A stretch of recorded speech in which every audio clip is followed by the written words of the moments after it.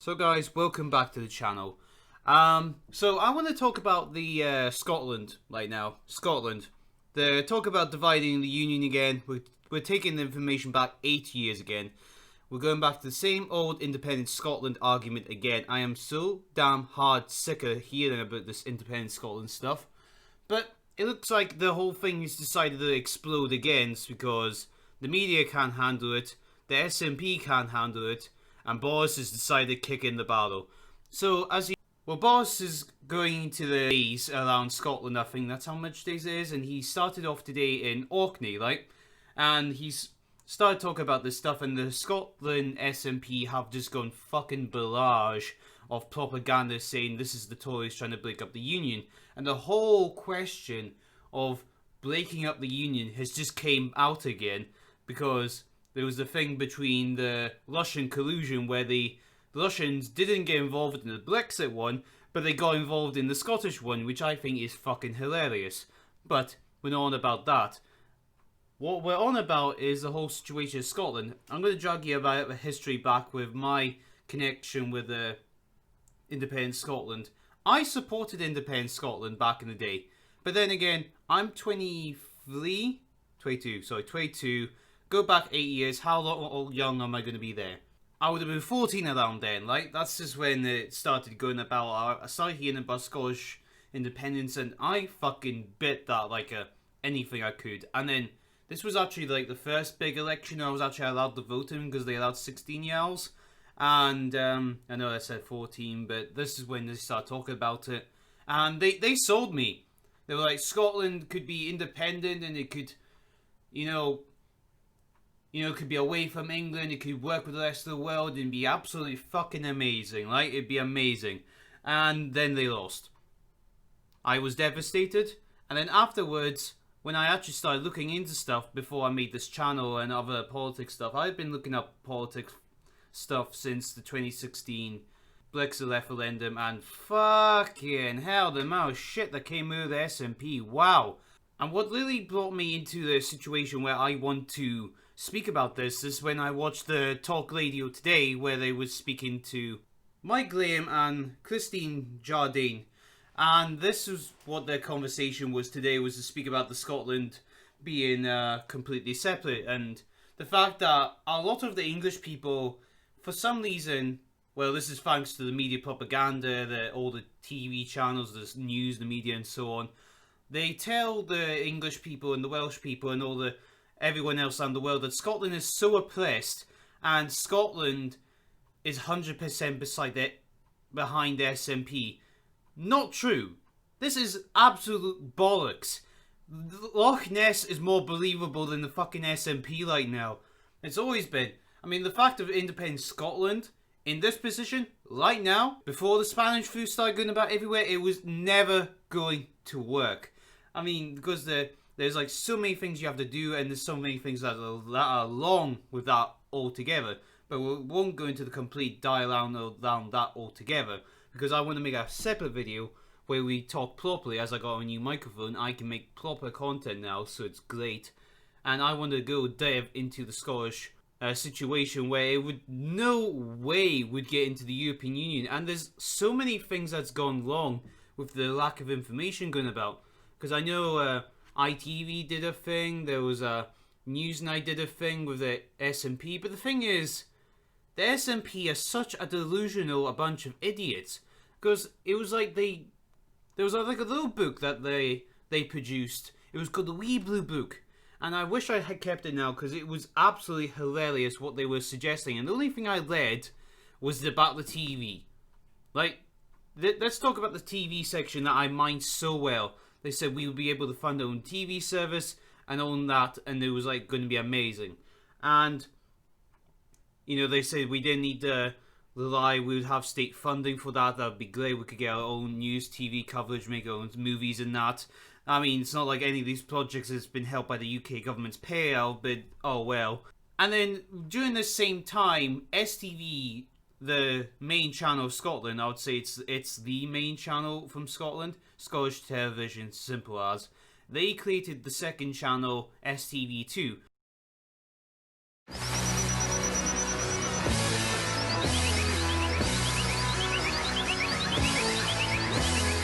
So here it is, STV2, Scotland's new TV station. So apart from Live at 5, what else can we expect? We'll have all your latest news on the hour, every hour, plus our new 7 o'clock flagship news programme, STV News Tonight, Scotland's first integrated UK and international news programme. During the day, there's a host of classic movies, so there's always something good to watch when you get the chance to put your feet up. And we've got top quality box set dramas like Secret State, and we've got some of the best dramas from around the world that you won't have seen before.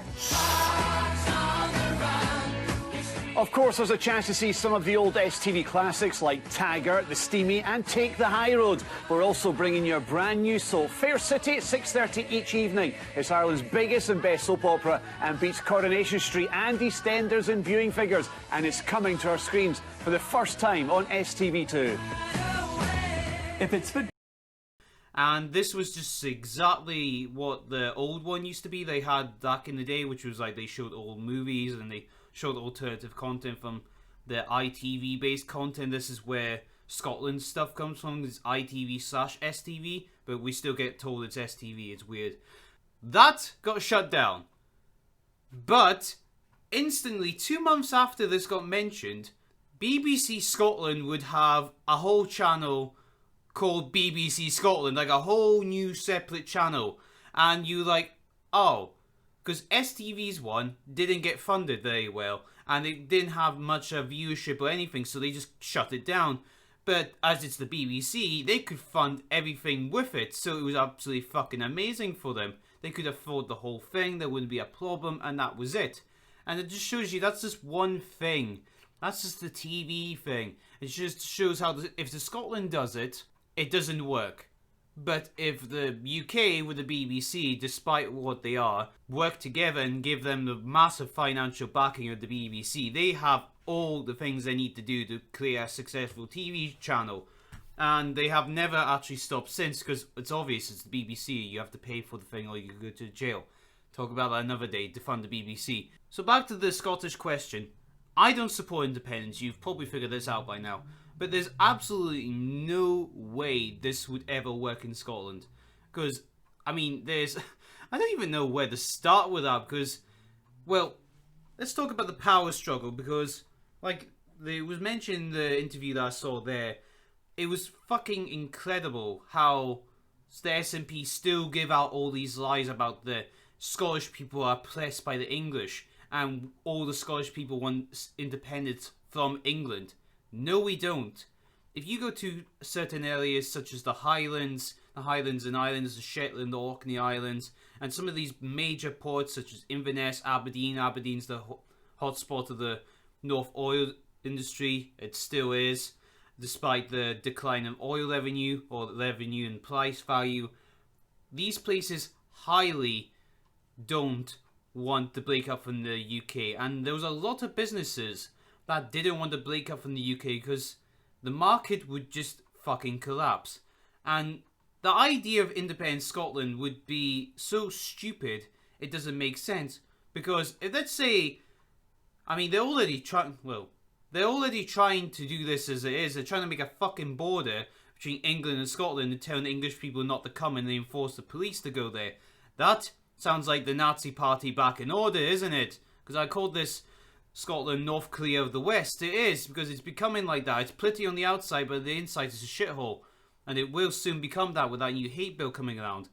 And, well, Keynes, it's crazy. It's crazy because it doesn't make sense at all. I mean, there's so many things that don't make sense. Like, I mean, Loch Ness is more believable. Unicorns are more fucking believable at this stake than anything else like now than independent Scotland. Because there's a lot of the SNP that are going around saying, oh, this deficit, the economy would definitely succeed in that, we would be part of the European Union. Let's talk about that idea of the European Union again. So, they keep saying that Scotland voted to remain in the European Union, and this was a complete basis to support Scottish independence. No, it's not. Because if that was the case, why did Scotland vote as part of the United Kingdom? You vote as a member of your country, not your individual party state country that you think you own. The actual country as the United Kingdom of Great Britain, Northern Ireland, Wales and Scotland and England. Jesus Christ. And even funny yet, there's even word now that all these European countries, 27 of them that will be when we leave, will actually reject Scotland. Because I mean, there was articles before where Angela Merkel, the German Chancellor, was like, no, that's not happening. That is not happening, guys. You guys are not joining because this is going to cause more problems. And there's even concern about Catalonia. You know, they'll cause relationship between Spain and Catalonia to go absolutely fucking insane again, because I think that's never been stable as it is. And the European Union is an absolute disaster right now. And let's go and talk about the financial situation in trade, because this just doesn't make sense either. Because if Scotland leaves the UK, there's going to be 3 ways Scotland can make business, despite it doesn't have any money left. It doesn't have its own currency. It doesn't have its own bank. There's a bunch of things you have to need to get into the European Union, and we are not even close to that as it is. But there is a thing where let's say if it all goes well, perfect, lassie-dozy and everything else, it's fine. And, well, Scotland's going to have to trade with people, right? You know, WTO terms. And they say they're going to work with the EU. Okay, that's great, because let's say if that doesn't happen, where does all the trade go? Here's a picture here that will give you a nice big fucking hint. So here's the export statistics of Scotland 2015. Still quite relevant now. It's probably just less than that now after the Spanish flu interfered. So let's go and take a look at what the revenue is to the rest of the world and UK itself. So let's look at the rest of the world, like America and so on. There's a total exports from Scotland to international, unless the UK is 78.6 billion as a total. The rest of the world is 16.4 billion. The European Union goes to the 12.3 billion. And then look how much is sent to the UK itself. 49.8 billion.